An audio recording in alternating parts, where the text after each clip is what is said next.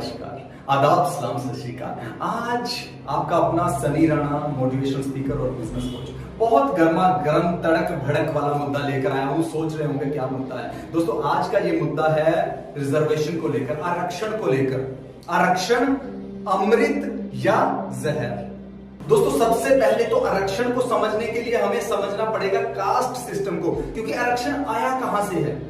आरक्षण आया है कास्ट सिस्टम से, यानी कि जाति प्रथा से। जाति प्रथा क्या है?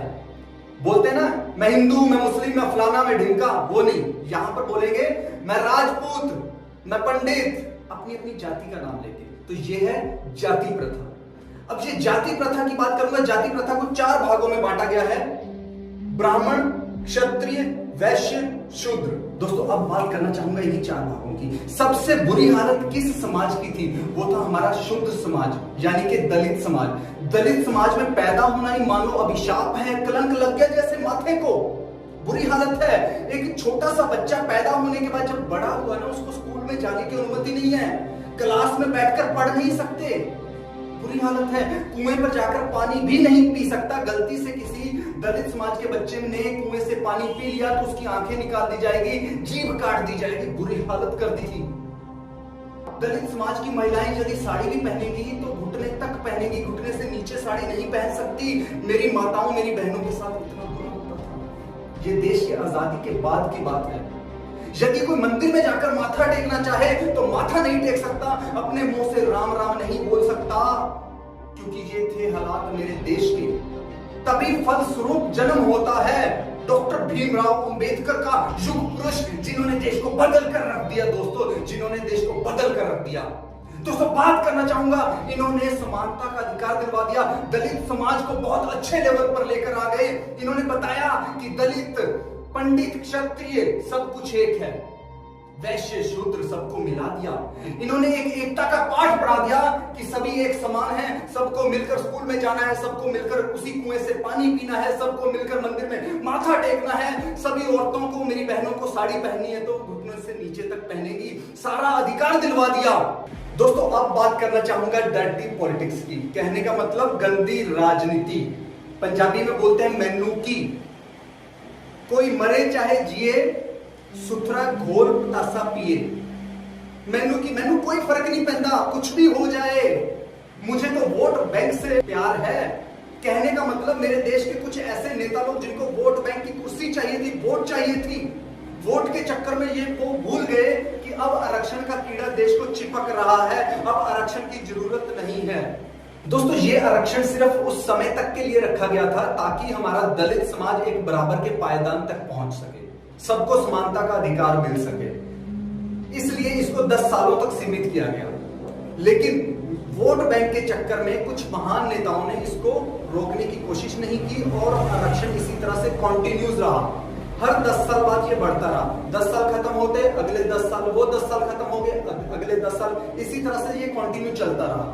दोस्तों अब मैं आरक्षण के बाद जो बात करने जा रहा हूं, इसको अपने दिमाग में बैठा लेना, फिक्स कर लेना। ये पॉइंट है मेरा, स्टॉपेज ऑफ ब्रेन डेवलपमेंट। यही एक ऐसा कारण है जिसकी वजह से आज देश बहुत पीछे है। कम ऑन गाइस, इस बात को ध्यान से सुन लीजिए। पूरी वीडियो पीछे आपने अच्छी तरह से देखी हो या ना देखी हो, कोई फर्क नहीं पैदा। फर्क पैदा है अगर आप ये मेरा मुद्दा अच्छी तरह से नहीं समझेंगे, जो पॉइंट अब मैं बोलने जा रहा हूं। स्टॉपेज ऑफ ब्रेन डेवलपमेंट, यानी कि आपके मानसिक विकास को एकदम से रोक देता है आरक्षण।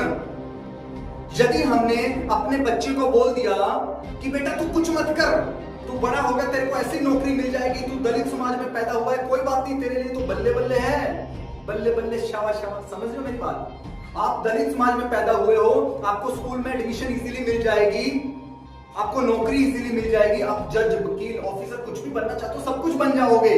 बच्चे को नकारा बना के रख दिया। कुछ गवर्नमेंट बोलती है मैं बिजली पानी फ्री दे दूंगा, मैं ये फ्री दे दूंगा, मैं वो फ्री दे दूंगा। इंसान को नकारा बना के रख दिया। इसी तरह से नकारा बना दिया है मेरे दलित समाज को आज की डेट में आरक्षण ने। आरक्षण कहां चाहिए? जहां पर गरीबी है, जहां पर लाचारी है, जहां पर कुछ दिव्यांग लोग रहते हैं, जहां पर झुग्गी बस्ती में लोग रहते हैं, जहां पर देश के कुछ युवाओं के पास रोटी, कपड़ा, मकान नहीं है। लेकिन नहीं, यहां पर तो मंत्री जी को भी आरक्षण चाहिए, यहां पर तो जज वकील जो बन चुके हैं उनके बच्चों को भी आरक्षण चाहिए। यदि मैं SC BC में हूं, मुझे तो बिजली पानी भी फ्री चाहिए। तो ये बहुत बड़ा कीड़ा है मेरे देश को जो लग चुका है, आरक्षण जड़ें काट रहा है मेरे देश की। मैं खुद की बात करूं, मैं जनरल कैटेगरी में हूं। मुझे क्या बोला गया था कि बेटा जनरल कैटेगरी में कुछ नहीं मिलने का, कोई नौकरी नहीं मिलेगी, कुछ नहीं मिलेगा, मेहनत तुझे खुद करनी पड़ेगी। तो लगातार मैं मेहनत के लिए तत्पर हो गया, कुछ भी हो जाए, I have to do something special for my countryman. लग गया मैं लगातार। लेकिन यदि मुझे यह बोला जाता बेटा तू दलित समाज में पैदा हुआ है, तुझे सब कुछ मिलता रहेगा, तुम्हें कुछ नहीं करना, तो मैं क्या होता, नकारा बन जाता। तो मैं यही कहना चाहूंगा अपने युवा पीढ़ी से, अपने देश से, अपने भारतवासियों से कि प्लीज आरक्षण का मोह भंग करके आगे बढ़ें, अपने भौतिक विकास को, अपने मानसिक विकास को अग्रसर करें, ताकि आपकी जिंदगी का ग्राफ ऊपर बढ़ सके। धन्यवाद दोस्तों, मुझे अभी तक झेलने के लिए, अभी तक मेरी वीडियो देखने के लिए। जय हिंद, जय भारत।